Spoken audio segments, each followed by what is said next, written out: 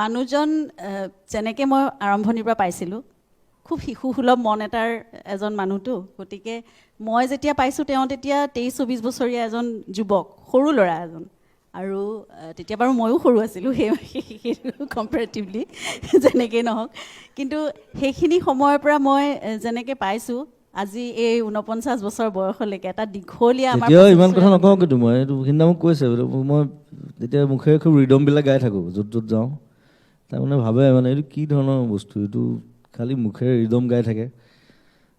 মানে তাবলা বোল হওক ড্ৰামৰ বোল হওক কিবা কিবি এনি টাইম চলি থাকে। তেতিয়া সেইটো কথা মই ভাবোঁ, মানে অন্য দেখোঁ যে অন্য ছোৱালীবোৰে যেতিয়া নিজৰ মানে ভালপোৱাজনৰ লগত ওলাই যায়, নিজৰ বয়ফ্ৰেণ্ডৰ লগত বা যেনেকেই নহওক ওলাই যায়, তেতিয়া বহুত কথা পাতে, ঘূৰি আহি পেলাই কিবা কিবি কথা কয়, সি হোষ্টেলত এনেকুৱা কথা পতা হয়।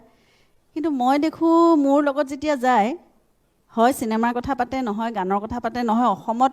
তেওঁৰ ফেন ফল'য়িঙে কি কৰিছে সেইখিনি কথা কয়, যিখিনি মোৰ কাৰণে অবোধ আছিলে কথা, মই শুনি আচৰিত লাগে। আৰু পৰিয়ালৰ কথা দুই এটা কয়,